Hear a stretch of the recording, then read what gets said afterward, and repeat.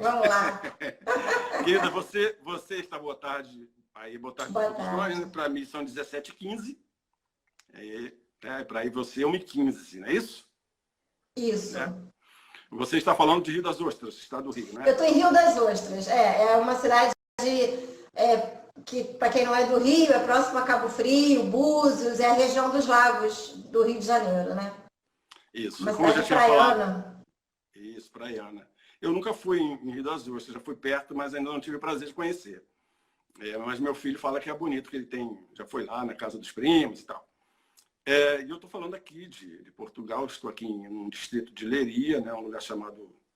Leiria é o distrito que eles chamam, né, como se fosse estado, em analogia ao estado, aí aqui é distrito ou concelho. Enfim, estou aqui a uma horinha de Lisboa. Então a gente vai continuar aqui.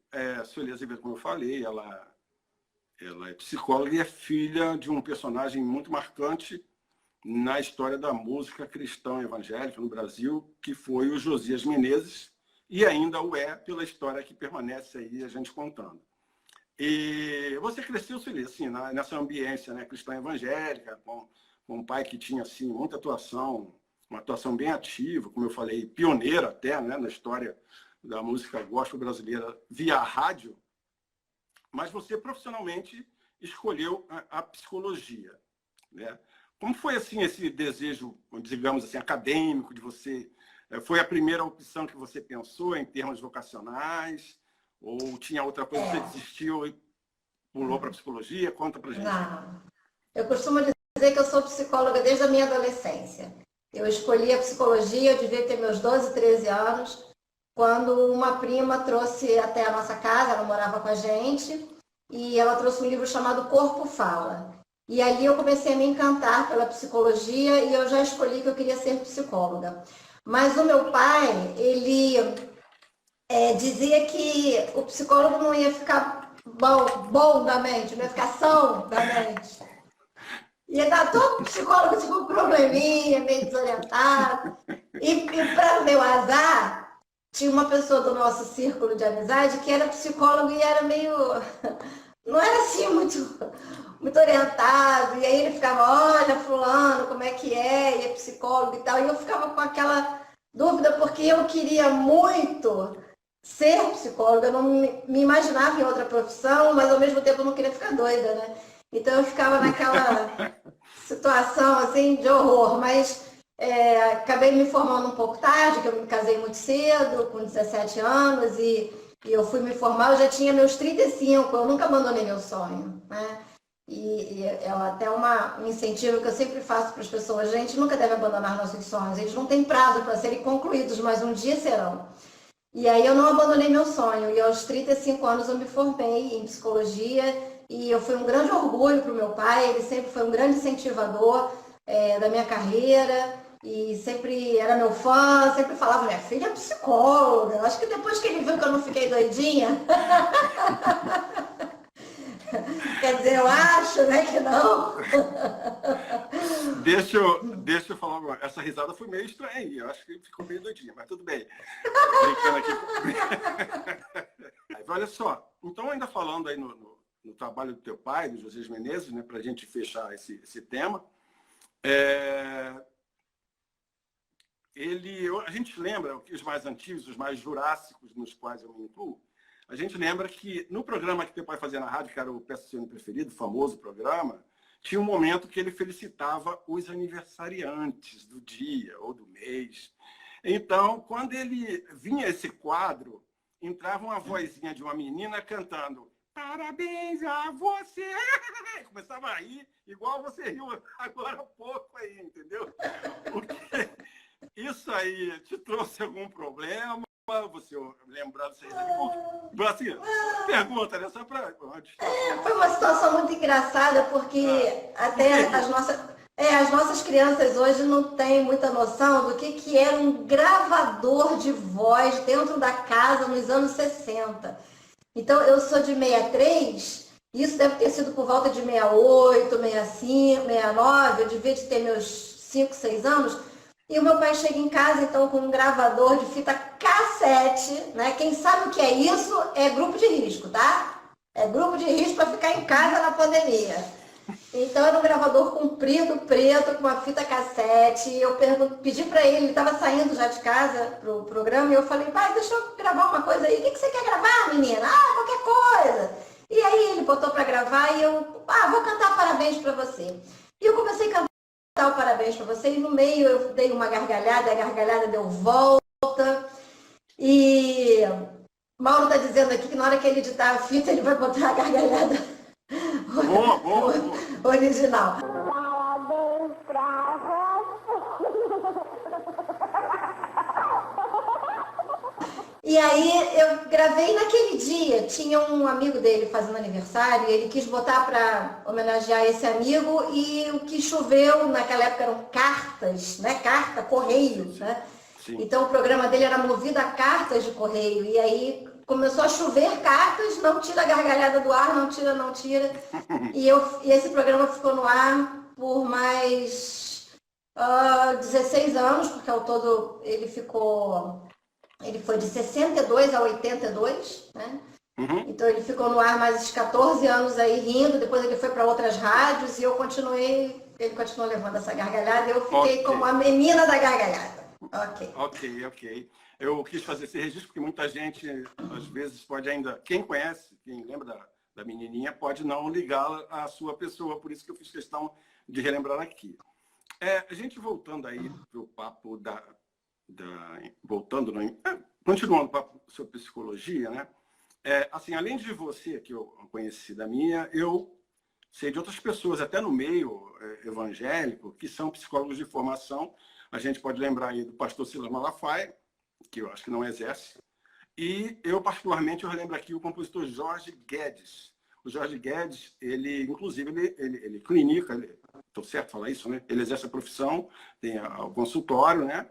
Mas eu fico imaginando que algumas músicas até que ele faz hoje, lembrando que ele é psicólogo, me parece que alguma coisa de psicologia entra nas músicas dele, assim, de uma forma até sutil. Por exemplo, ele tem uma música que canta assim, ó, no meu interior tem um desejo ardente de louvar, sempre coisas de dentro, assim, para fora. Tem outra música dele que é bem conhecida, que é a Basta Querer, né? Que é meu pensamento vive em você, a luz do meu viver, Senhor, basta entrar e eu me abrir para te amar. Parece uma consulta no gabinete psicológico, né? Me lembra um pouco assim, mas foi só para o registro. Então a gente vai continuando. Eu queria lembrar daquele episódio da psicóloga Marisa Lobo, lá do Paraná, que isso se espalhou muito pela mídia, né? A questão da cassação da licença dela de psicóloga pelo Conselho Regional de Psicologia do Paraná. Cassaram, né, o registro dela, alegando que ela utilizava a psicologia cristã com seus clientes. Depois ela recorreu e a Justiça Federal Brasileira anulou essa cassação, né, entendendo que não fazia sentido, alguns até alegando que seria uma perseguição religiosa, alguns disseram isso, mas essa decisão foi tomada, assim, eu até achei interessante. Porque você acompanhou isso? Você lembra do episódio, alguma coisa? Lembro do episódio, sim. O que você achou do que aconteceu, dessa questão? Olha, é uma colega de profissão, então eu devo a ela o meu respeito e consideração. Me parece que teve alguma mistura entre religião e psicologia. Da minha parte, eu posso falar por mim, né? Uhum. Eu sou psicóloga, eu professo a fé cristã, mas dentro do meu set terapêutico, a minha religião não tem a menor importância, sob o ponto de vista do tratamento para o paciente, tá? Então, às vezes, alguns me procuram por esse viés. Eu vim até você porque eu sei que você é cristã e eu queria um psicólogo cristão. Ok, eu não agradeço, mas também não digo que não pode ser, e o trabalho segue sem que a religião seja um fator de interferência no processo terapêutico, tá? E também não faço a propaganda se você é cristão, procura um psicólogo cristão. Eu acho que essa questão da transferência que Freud falava pra gente, vai além disso, né? Como um médico. Quando você procura um médico, você quer saber se ele é evangélico, se ele é umbandista, se ele é católico. Você procura pela competência médica dele, a competência profissional dele. E com a psicologia não foge muito disso, né? Então, no meu trabalho, no trabalho que eu desenvolvo com o meu paciente, a minha religião não entra em questão. Do tipo, vou fazer uma oração por você. Não, não cabe isso, tá? Se um paciente vem me falar, não, porque eu queria saber se à luz da Bíblia, isso, eu oriento que procure um pastor, que procure um religioso, né? Que vai saber responder melhor do que eu, porque ainda que eu saiba a resposta, não é o tema da terapia. Não é um enfoque da terapia. Entendi. A questão das searas, né? As searas não se misturam. Sim. Eu entendi perfeitamente e concordo até com o que você está falando, porque é o que você ressaltou. Imagina, a pessoa que é espírita, ele só vai querer se consultar no psicólogo que for da linha espírita dele, assim, o evangélico, realmente isso acontece, né? Agora, o psicólogo, dentro da ética profissional, ele vai abordar a questão da forma como você citou aí. A gente vai falar de alguns episódios, de alguns personagens e tal, que a gente vê alguma questão, alguns psicólogos, até palestrantes, às vezes utilizam isso como exemplo nas suas palestras, né, para mostrar que dentro daquele personagem, de um ou de outro, vai um quê de necessidade de um tratamento psicológico, de uma terapia, algo assim do tipo. E eu quis lembrar aqui até uma coisa engraçada, que era aquele comercial do refrigerante Suquita, que eu acho, nem sei se tem, mas que era da Brahma, e tinha lá... Quem lembra desse comercial também é grupo de risco. Isso aí. Mas se for no YouTube, tá lá, uma pessoa de 10 anos pode assistir e não é grupo de risco, tudo bem. Mas aí o tio Suquita, como ficou muito tiozão, né, ficou conhecido, só relembrando aqui o comercial, teve mais de um, ele entrava no elevador com um pacote de compras, com um casacão por cima do ombro, tipo um garotão, né? E tinha uma moça bonita dentro do elevador e ele queria jogar seus galanteios para a moça ali e tal. Aí ele olhando, querendo puxar papo, ela só respondeu assim: tio, aperta o número tal, andar tal. Aí ele achou que ela já estava dando uma condição de assunto para ele conversar. Valeu, tio. Abriu a porta, ela saiu fora e ele ficou ali no ar. Assim, essas pessoas, não só homens, tem mulheres também, eu sei que tem isso no mundo, né?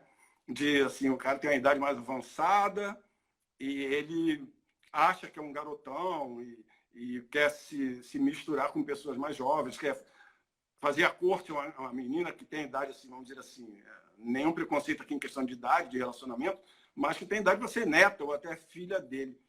Esse comportamento, assim, também marca alguma coisa. Por exemplo, pessoas desse tipo, às vezes, vão procurar um psicólogo, não porque ele é desse jeito, mas porque ele não consegue arrumar ninguém. Então, ele, de repente, vai pedir um conselho: o que eu posso fazer? Eu quero casar, eu não consigo. Mas ele, em alguns casos, procura da forma errada. Tem a situação que não conseguem se relacionar com ninguém, casar ou ter um parceiro, ou que já estão dentro de um relacionamento, mas que não consegue ser o homem da casa, né? Pensando no tio do Suquita, por exemplo. Porque também nós sabemos e vemos, né, mulheres também que não amadureceram. Porque idade cronológica não tem a ver com amadurecimento emocional. Às vezes, e muitas vezes, a gente vê aí adultos de 40, 50 anos, mas que emocionalmente são adolescentes. E quem são essas pessoas? São pessoas que não conseguiram ter uma profissão como meio de sobrevivência, está sempre dependendo de pai, de mãe, de avô, de tio, de quem quer que seja, financeiramente falando, né? É alguém que não se impõe como um adulto, está sempre se remetendo a uma situação da infância.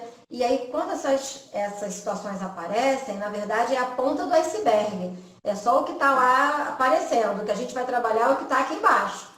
Porque ele não é assim à toa, né? Não conseguiu se estabelecer como adulto, não foi à toa. Então, tem algumas questões de passado e a gente começa a trabalhar genograma, história familiar, qual é o contexto da família. Às vezes era um filho muito desejado e que a mãe perdeu alguns filhos antes desse filho chegar. E aí a família mesmo não deixa ele crescer, porque enquanto ele não cresce, eles têm a criança ali com eles, né? Emocionalmente falando.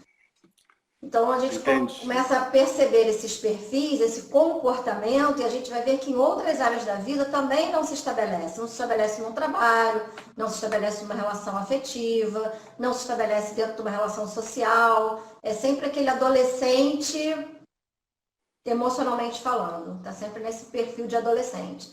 Então, aquele marido que acha que final de semana não tem que dar atenção para a esposa, tem que ir sempre para um futebol, né? Aquele que acha que tem sempre que se divertir, né? Ou que depende de algum dinheiro de alguém, ou a mulher também acha que tem sempre que se divertir, não tem aquele compromisso que o casamento acaba impondo, enfim. Então, a gente pensa no perfil do indivíduo que não quis crescer e que às vezes não quer porque tem ganhos não crescendo, né? Entendi, é interessante o que você está falando. Então está tudo interligado, né? Tudo interligado. De uma forma ou de outra vai... Martim Lutero, quanto tempo, saudade. O Martim Lutero que não é o reformador, né? Deus tem lá. Sim, não. Mas esse Martim Lutero aí está no grupo de risco, tá? Tá bom, eu sei. Aí, Lutero. Olha aí, Lutero. Querido, então, olha só. É interessante que você falou que realmente isso acontece muito, né? E eu sei, assim, por a gente... ver comentários e tal, que muitas dessas pessoas continuam sem procurar uma ajuda e vão morrer desse jeito, né? Infelizmente, sem procurar um tratamento, né? Falando disso, eu lembrei também de um pastor famoso norte-americano, que é o Rick Warren. Não sei se você conhece esse pastor. Ele tem um livro famoso, best-seller, que é Uma Vida com Propósitos. E ele, nesse livro, ele traça ali o perfil de alguns personagens bíblicos pelo fator psicológico, de alguma forma ou de outra. Então, por exemplo, o Sansão, que foi um filisteu, né, que era nazireu, não raspava o cabelo, aquela coisa toda, a história do cabelo, né? A famosa história do cabelo.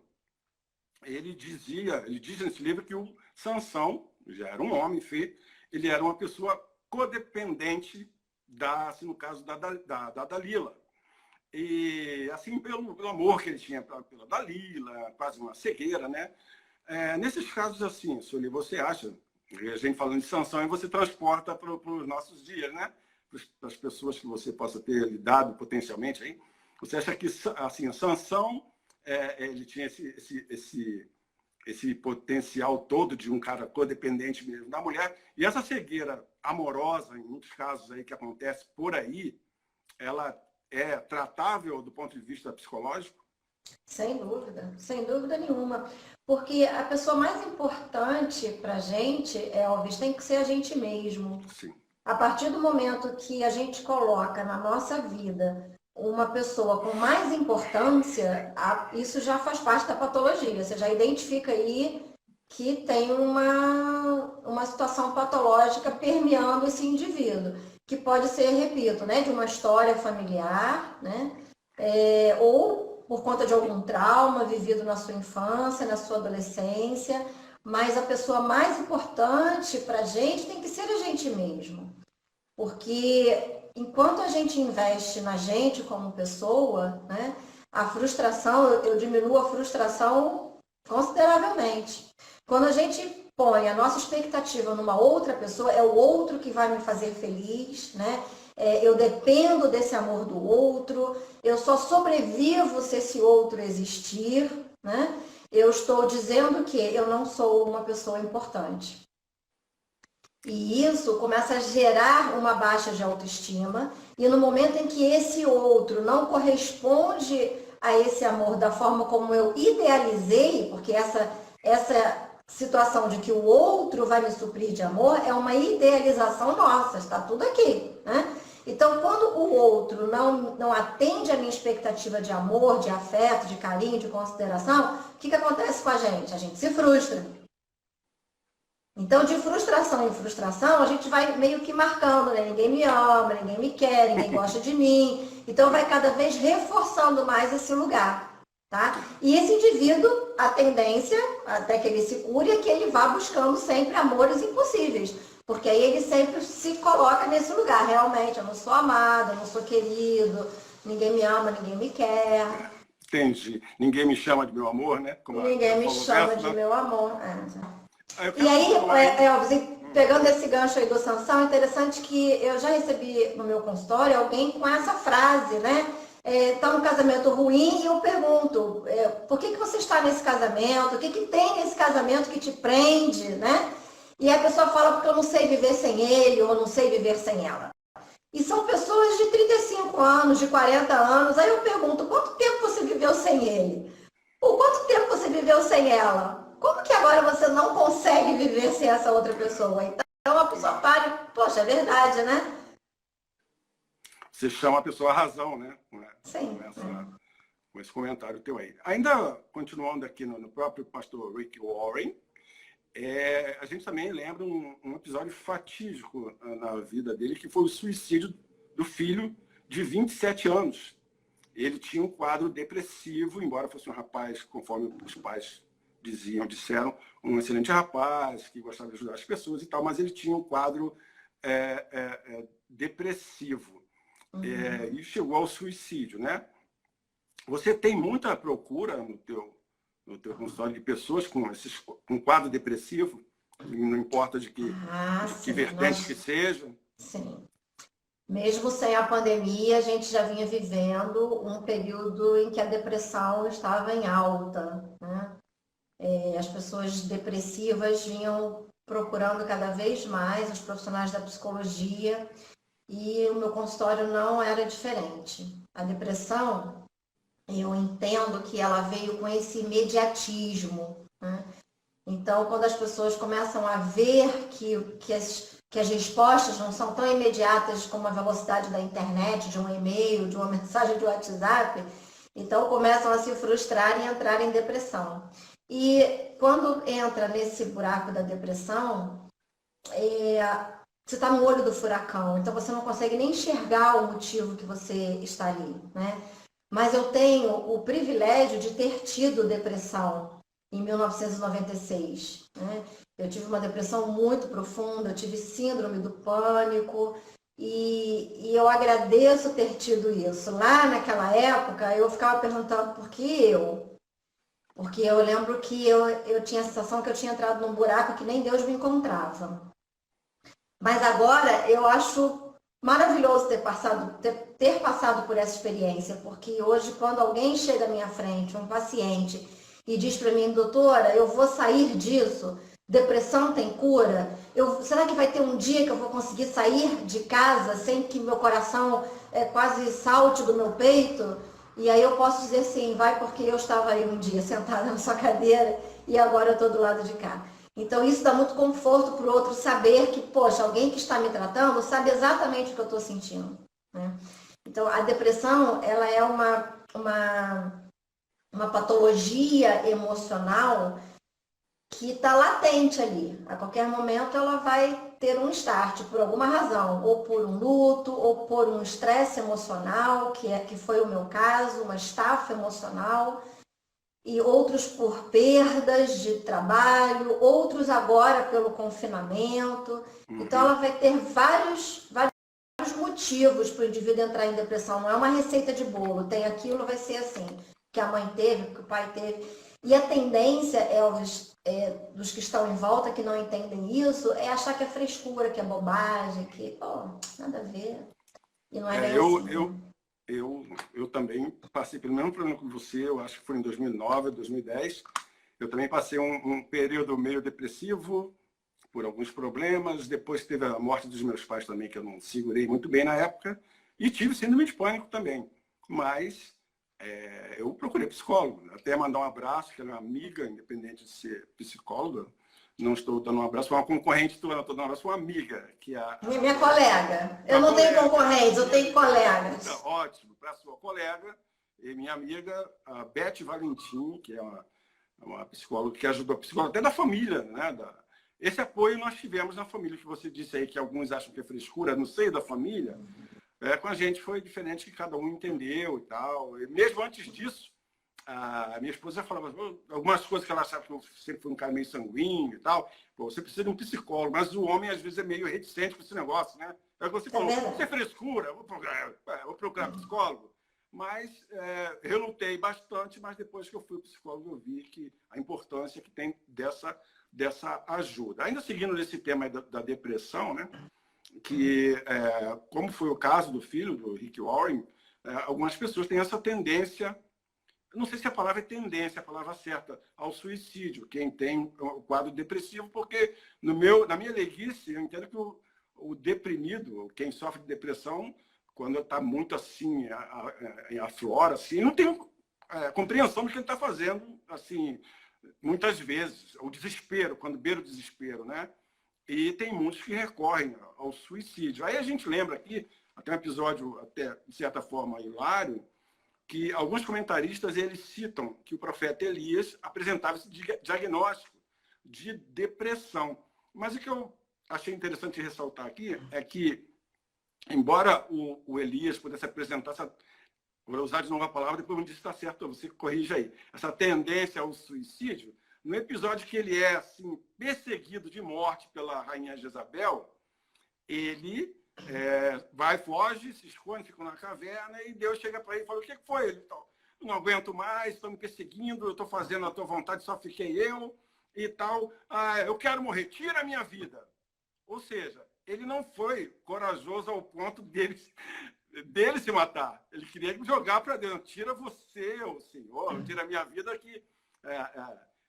o que ele fez? Tira a minha vida e ele deitou e dormiu. Ficou esperando. De repente, eu vou acordar morto, né? E ele vai tirar a minha vida e tal. Esse momento depressivo, como eu falei, foi motivado pela rainha Jezabel e tem muito a ver com o medo.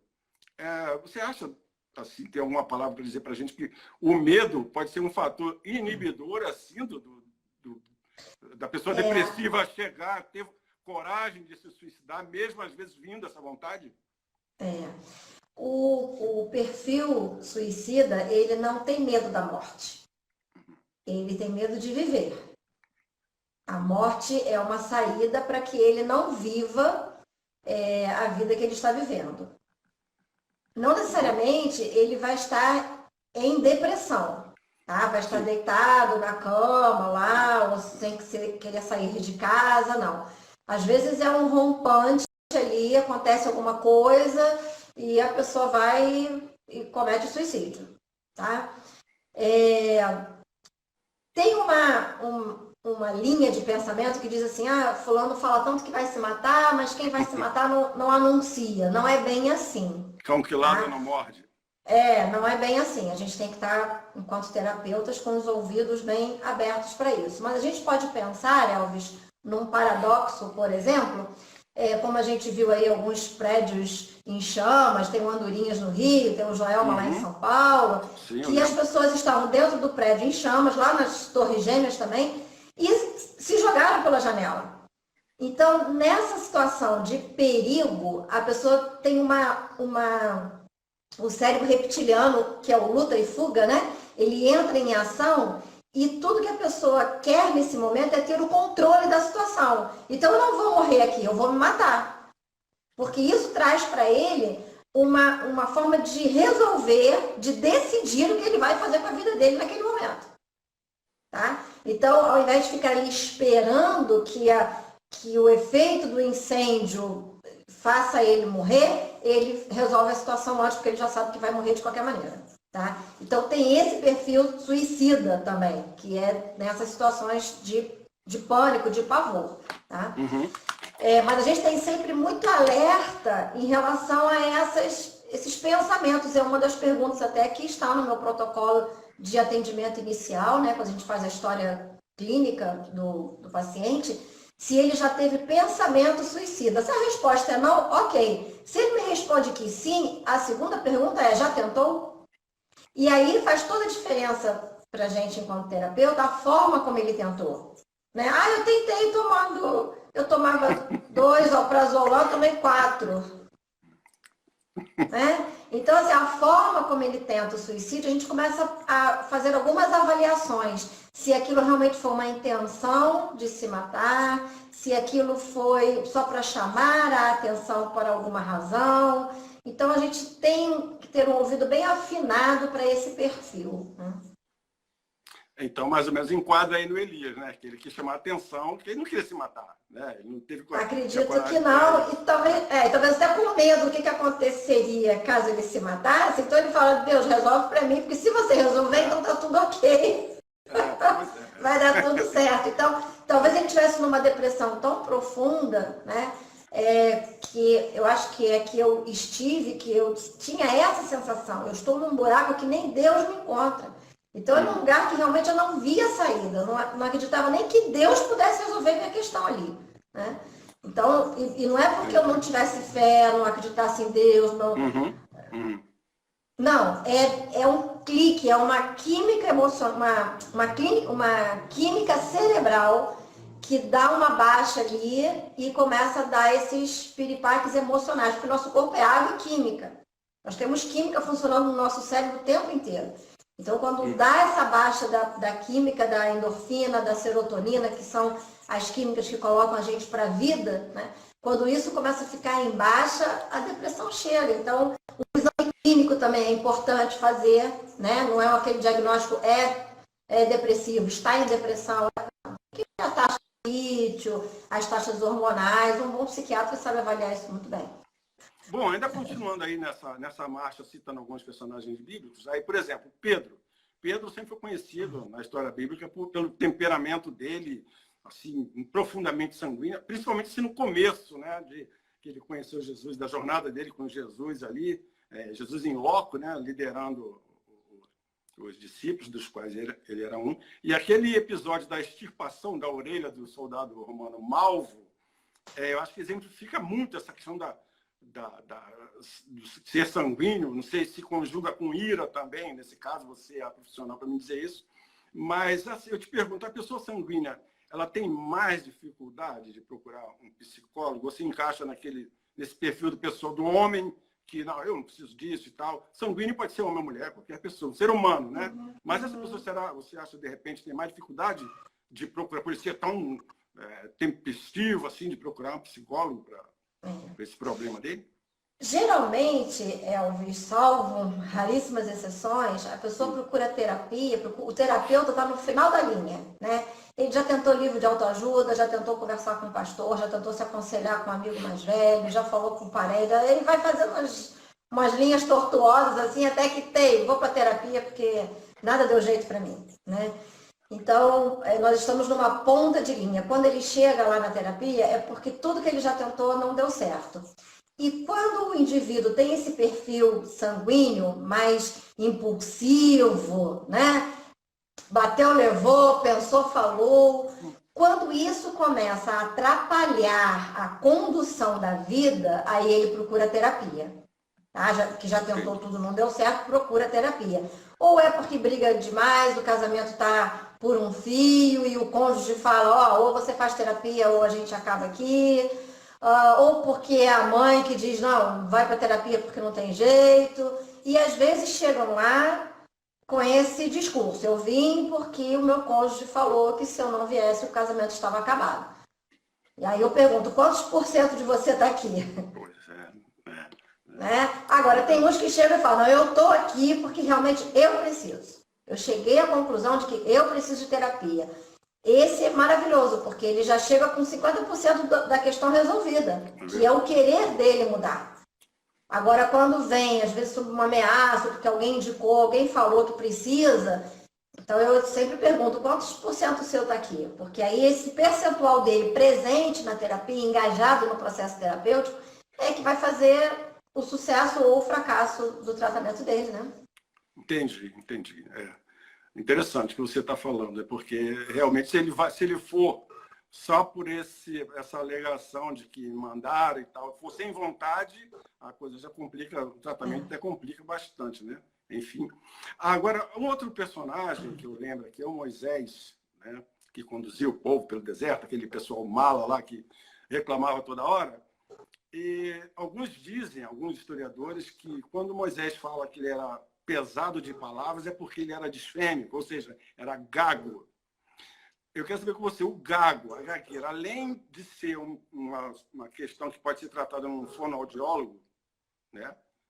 Eu sei que tem fonoaudiólogo que trata de pessoas gagas, Pode ter um componente psicológico que, além do fonoaudiólogo, ele teria que procurar um psicólogo também, por causa da gagueira? Pode ter um componente psicológico e pode ter um componente neurológico também, tá? Às vezes alguma falta de oxigenação no cérebro na hora do parto pode lá na frente desenvolver uma gagueira. Pode ser um fator psicológico também, como que essa gagueira lá no início foi tratada, né? Foi pontuada, então ela cada vez vai ficando mais acentuada, né? Então pode ter várias situações. A gente pode tratar à luz da psicologia, à luz da neurologia e com o apoio da fonoaudiologia, sim. Entendi.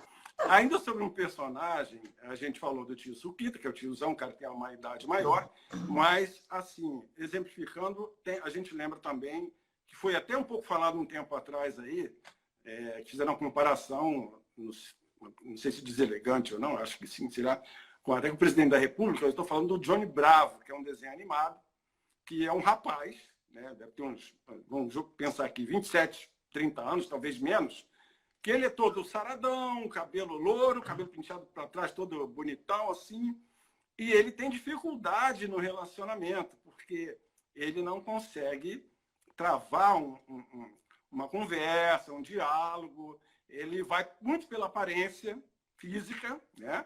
Ele é macho, saradão, ele acha que aquilo ali já resolve todas as questões, e ele tem também um probleminha, que às vezes esses desenhos animados, os personagens mostram muita coisa pra gente, né? Por exemplo, ele só usa roupa preta. Ele chega, ele abre o armário, toma banho, se arruma, está na hora de sair, ele abre lá o closet dele, só tem roupa preta. De que hoje? Preto hoje. Ainda fala assim, preto hoje, só tem roupa preta.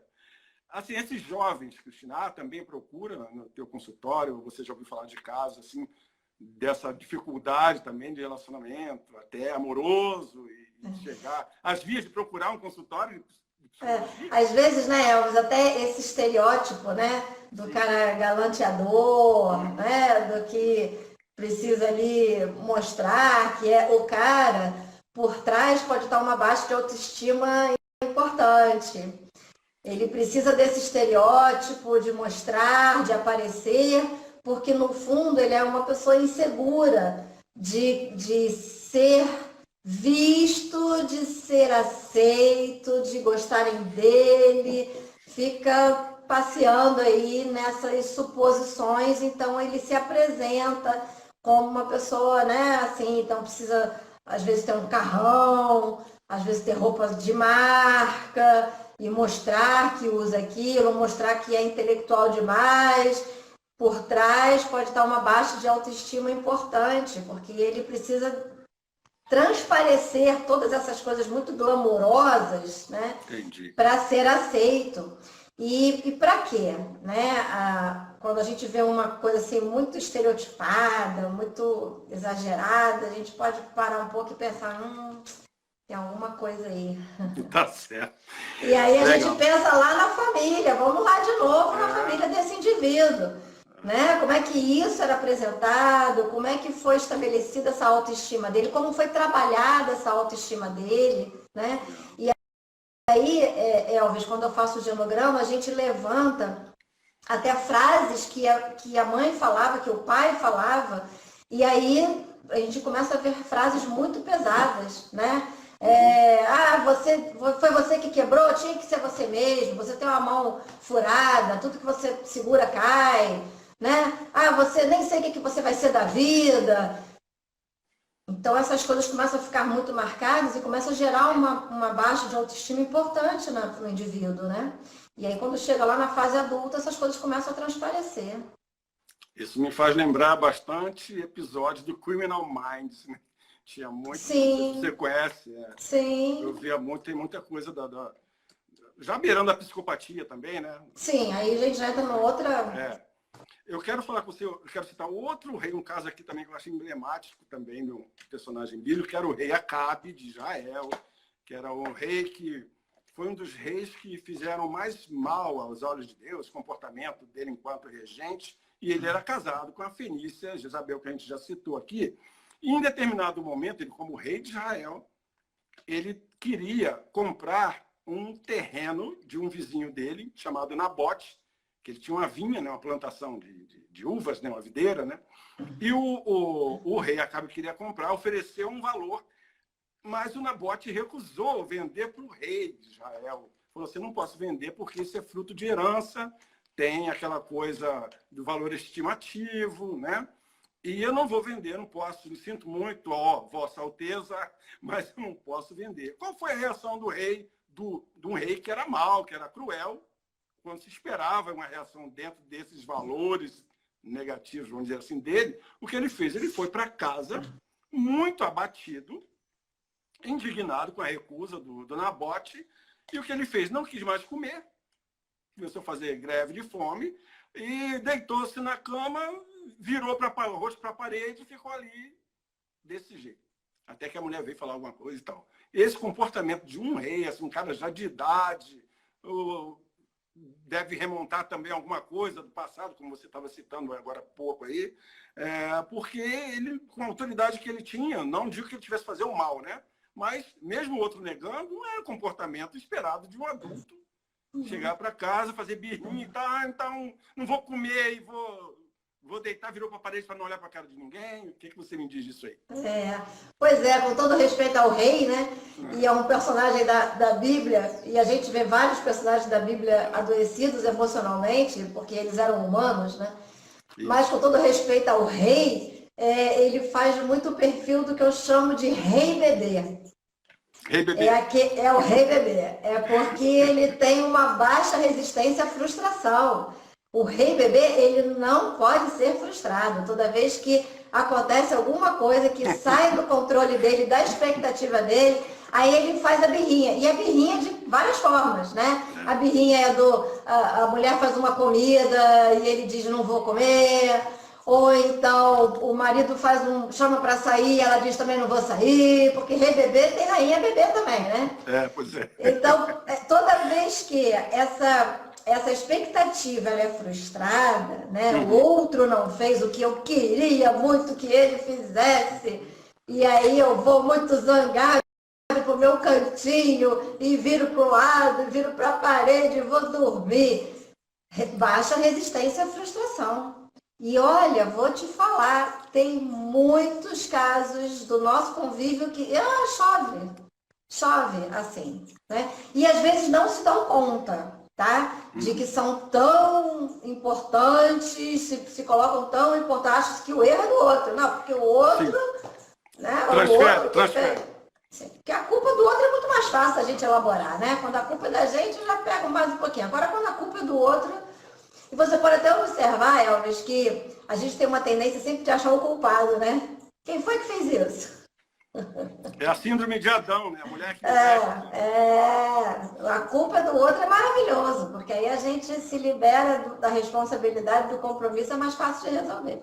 Mas nessa história do rei Acabe, eu vejo muito esse perfil, baixa resistência à frustração. Ele era rei, ele tinha uma condição financeira favorável, e ele achou que qualquer dinheiro que ele oferecesse para aquele cidadão, ele tinha que aceitar. Como assim você não vai aceitar a minha oferta? Você que precisa de dinheiro, né? Então você vê uma prepotência aí nesse indivíduo. E aí quando o outro fala, não, isso não tem valor financeiro, esse valor é emocional, porque é um bem de família, ele não alcança isso, porque, na verdade, o valor que ele conhece é esse valor do que se pode comprar, do que se pode ter, do que se pode agregar com a figura de importância que ele tinha naquele momento. Entendi.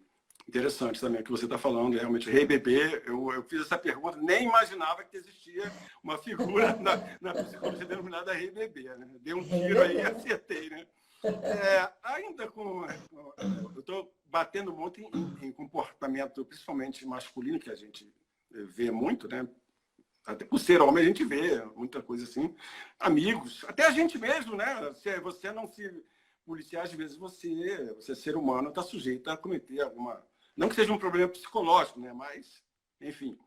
Aí uma parte aqui engraçada, até hilária, que eu nunca entendi e vou recorrer a uma psicóloga para ver se me ajuda. Por que o super-homem, na roupa dele não era Clark Kent, super-homem, ele usa a parte do vestuário colocada ao contrário, menina. O que ele é problema psicológico, ele precisa de dicas de moda. Por quê? Bom, a gente pode pensar que por baixo poderia ter o vestuário íntimo dele já vestido lá, não sei, e aquilo ali foi só para causar, né, no vocabulário bem jovial aí, bem Sim. da atualidade, queria só causar e chamar a atenção ali, colocar.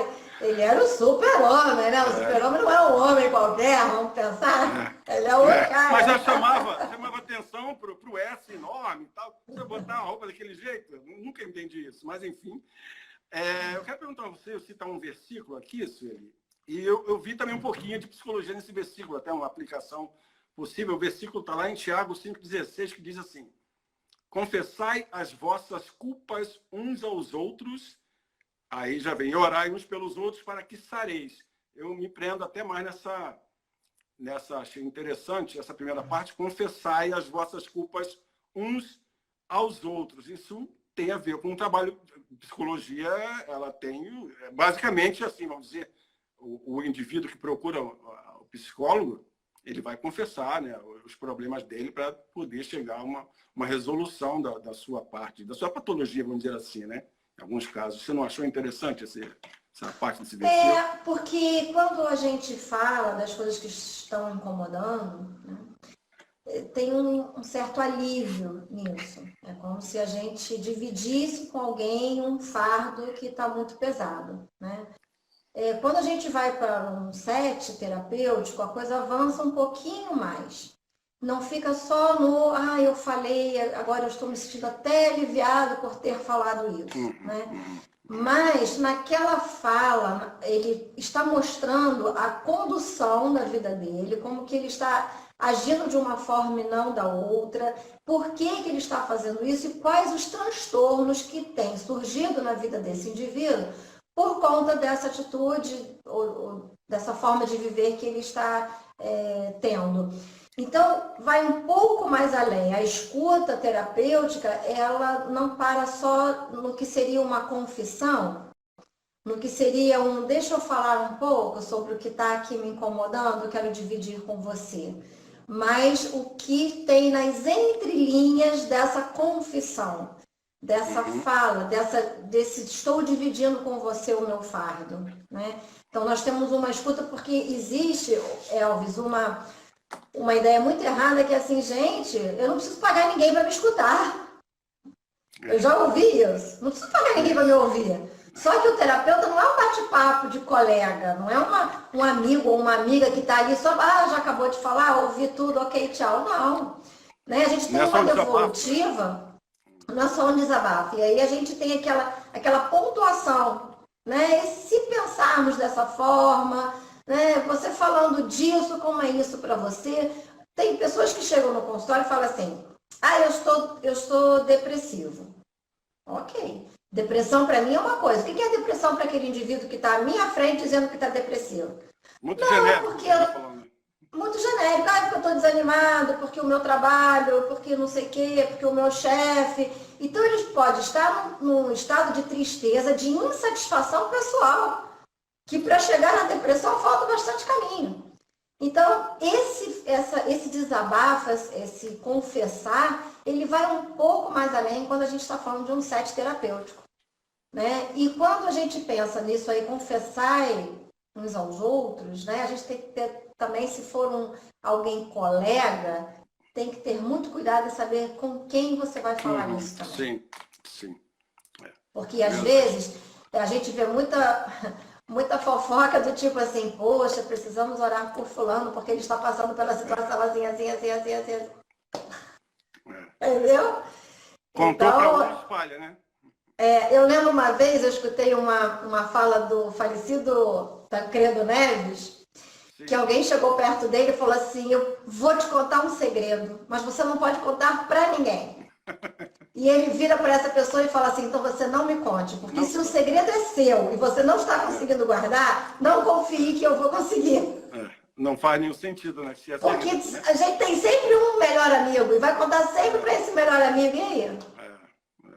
Deixa eu ler aqui, eu tenho minha última pergunta, eu não sei, parece que o tempo vai dar. Minha última pergunta é a seguinte. Eu estava começando logo no começo, aí no início, quando você não tinha entrado, que eu vi uma reportagem de Minas Gerais, em Contagem, que uma paciente de 57 anos, ela, ao saber que ela estava contaminada pelo vírus da Covid-19, em desespero, ela fugiu da unidade hospitalar e a guarda municipal lá de Contagem alcançou ela em um lugar mais distante ali, sentada na calçada e tentando atear fogo ao próprio corpo.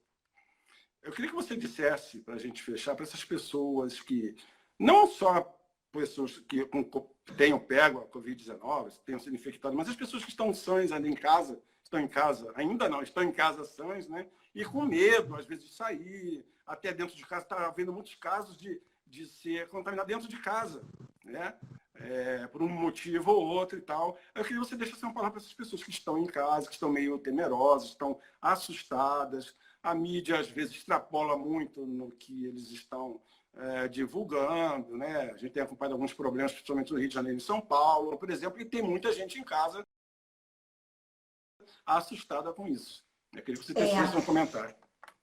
O primeiro conselho que eu dou é que assistam poucos jornais. Sim. De início, eu via todos. Acordava de manhã assistindo, na hora do almoço assistindo, de tarde tinha aquela coletiva lá, na época do ministro Mandetta, e à noite o jornal. E no final da primeira semana, eu fiz uma avaliação e pensei comigo, isso não vai dar certo. Uhum. Então, eu estava tentando me organizar, entender o que estava acontecendo e qual era a perspectiva que eu tinha de futuro em relação a isso.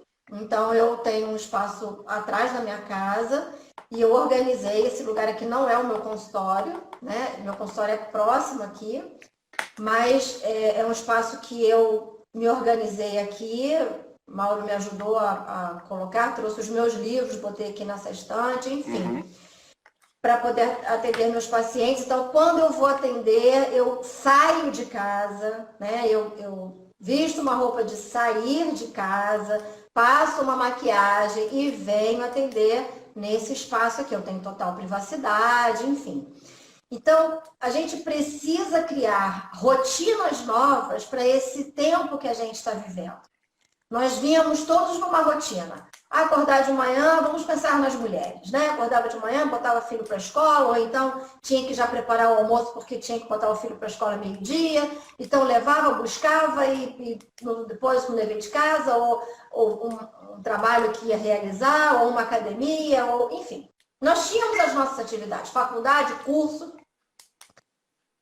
De um dia para o outro, alguém chegou e falou assim, você não pode mais fazer nada disso. Isso. Então, imagina que você vem num carro em alta velocidade e alguém fala para você assim do lado, para, você mete o pé no freio, o carro vai chiar. Bruscamente. O pneu vai chiar no asfalto. Então, é a mesma coisa que aconteceu com a gente agora. O nosso cérebro chiou, começou a chiar. O que é isso que está acontecendo? E aí, como eu estava falando que a primeira semana eu não só assisti todos os jornais, como a primeira semana eu fiquei a semana inteira com a roupinha de casa. Então era um short, uma camiseta, um vestidinho, que eu poderia até atender um portão, mas não que eu ia para o meu consultório atender meu paciente, era uma roupa de casa. E aí eu comecei a perceber que eu tinha que começar a mudar essa logística. Foi quando eu montei esse consultório aqui, quando eu passei a acordar de manhã, então eu mantenho uma rotina, tá? Sábado e domingo é a minha rotina que eu tinha antes da pandemia. É um dia que a gente faz uma sessão pipoca aqui em casa, que era o dia que a gente ia para o cinema, ou é o dia que a gente ia para a praia, o dia que ia passear em algum lugar. Então esse dia a gente faz um cine pipoca, eu e Mauro, tá? É um dia que eu posso dormir até mais tarde, é um dia que eu posso dormir mais tarde também, mas de segunda a sexta eu mantenho uma rotina de horário de dormir, de horário de acordar, de atividade de trabalho. Então eu sou psicóloga, então eu vou fazer a minha função de psicóloga. E para quem não tem uma profissão, quem era só dona de casa, mantém a rotina. O almoço vai ser sempre meio-dia, à tarde vai estudar com o filho, ou vai estudar com o filho de manhã, porque as aulas estão aí. Oriento as mães que coloquem a blusa de uniforme nos seus filhos na hora da atividade escolar, porque isso faz uma diferença.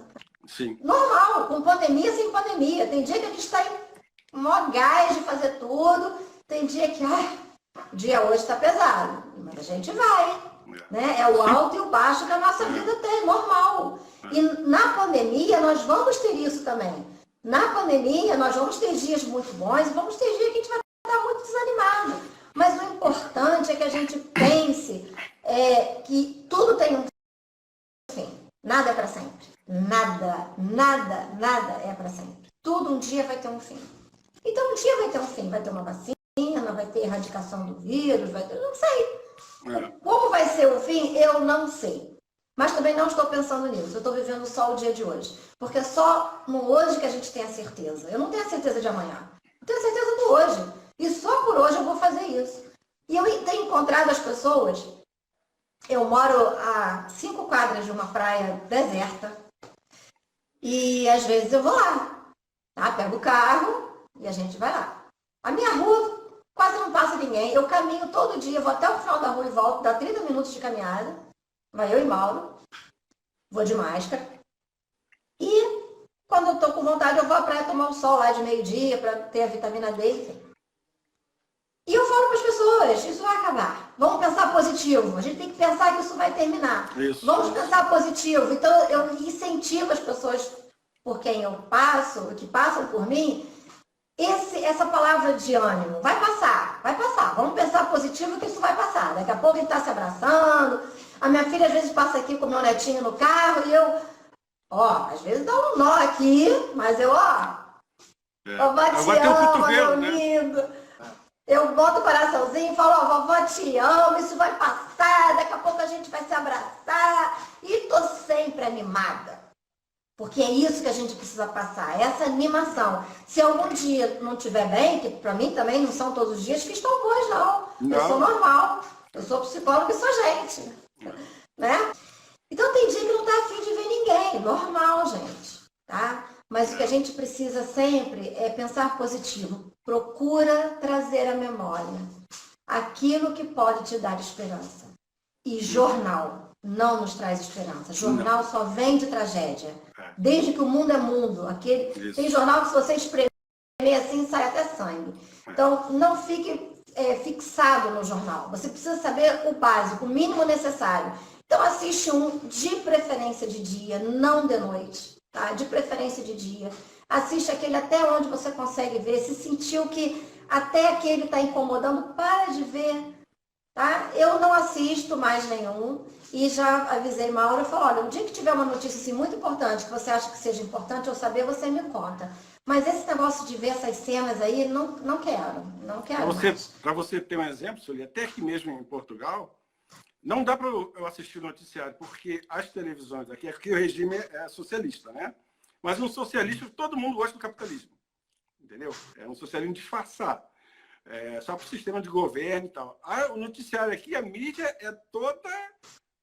não tem uma palavra boa para a direção do Brasil, nem dos Estados Unidos. Então já vem aquilo já convertido dessa forma, né? Então não tem como assistir, não fala nada de bom e não fala que as pessoas vão melhorar. Agora sim que está voltando ao normal, o comércio e tal, sempre com a máscara, né?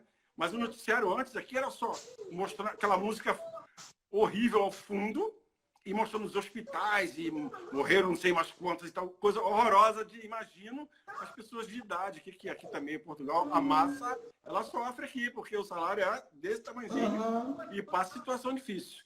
Mas, querida, olha só, por mim, hoje eu estou satisfeito aí pelo que a gente conversou. Já teve até quem inscrevesse aqui que fez terapia online hoje. Tá? Que bom! Já que você, o Mauro, vai salvar aí, depois a gente... Mas, enfim, eu te agradeço muito aí pelo que... Imagina! As suas palavras, a gente está às ordens, tá? Eu que agradeço, agradeço o convite, agradeço você ter me chamado, muito bom. Um abraço. E estamos aí. Abraço a todos que estiveram com a gente aí, tá bom? Uma boa tarde. E vamos pensar positivo, gente, procurar trazer à memória o que pode dar esperança. Pode ser hoje sexta-feira. É uma sexta-feira na nossa vida, aquela sexta-feira de morte, de crucificação, mas o domingo vem aí. Então a gente tem que pensar no domingo que vem aí, no que tá bom pra gente. Eu penso da mesma forma que você, isso não tem. Tá bom, querido? Um abraço, um beijo aí pra você, um abraço, Mauro. Obrigada. Liga aí, beijão, então, um abraço. Tchau. Até você encerrar. Tchau.